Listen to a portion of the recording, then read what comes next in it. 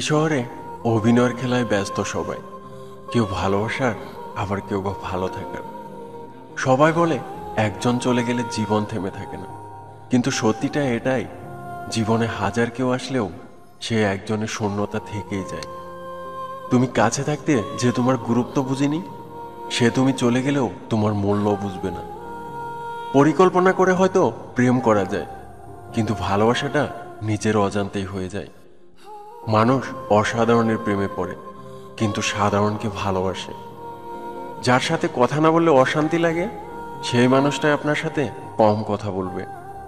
হারানোর ভয়টা তার মধ্যে বেশি, যার মধ্যে ভালোবাসার পরিমাণটাও বেশি। তোকে ছেড়ে দেওয়ার জন্য আমার কাছে অনেক কারণ ছিল, কিন্তু তোকে ভালোবাসার জন্য আমার কাছে একটা কারণই যথেষ্ট ছিল। তুমি জিতে গেছো, কারণ তুমি বদলে গেছো। আমি হেরে গেছি, কারণ আমি বদলাতে পারিনি। বেশি জোর করে সম্পর্ক ধরে রাখার প্রয়োজন নেই। যে থাকার, সে যে কোনো কারণ ছাড়াই থাকবে, আর যে চলে যাবে, কোনো কিছুই তাকে আটকাতে পারবে না। মানুষ ইচ্ছে করলে অনেক কিছু মনে রাখতে পারে, কিন্তু ইচ্ছে করলে সব কিছু ভুলে যেতে পারে না। মনকে প্রশ্ন করেছিলাম, সব আপন মানুষগুলো কেন ছেড়ে চলে যায়?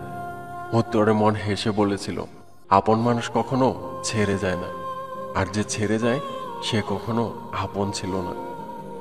মানুষের পিছনে যে হাঁটে, সেটা হচ্ছে তার ছায়া। মানুষ যার পিছনে হাঁটে, তার নাম মায়া। আর এই মায়া থেকে কিন্তু গভীর ভালোবাসার সৃষ্টি। মানুষ বেটার কাউকে খুঁজতে গিয়ে বেস্ট কাউকেই হারিয়ে ফেলে। ভুল করলে হয়তো ক্ষমা করে দেওয়া যায়, কিন্তু যে জেনে শুনে প্রতারণা করে, তাকে কখনো ক্ষমা করে দেওয়া যায় না। আলোর অপেক্ষা করতে করতে অন্ধকারের সাথে ভালোবাসা হয়ে যায় আমাদের। স্বপ্নটা কেমন ছিল তা ঘুম ভাঙার পরে বোঝা যায়, আর কাছের মানুষগুলো কেমন ছিল সেটা হারিয়ে যাওয়ার পরই বোঝা যায়। মৃত লোককে হারানোর সুখ একসময় হয়তো মানুষ ভুলে যায়, কিন্তু জীবিত মানুষকে হারানোর সুখ মানুষ সহজে ভুলতে পারে না। বেঁচে থাকার চাইতে ভালো থাকাটা বেশি কঠিন।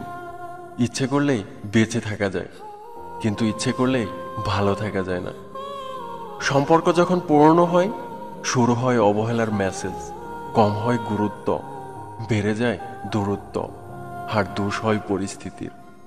রাগ অভিমান করার পাশাপাশি ক্ষমা করাটাও শিখতে হয়।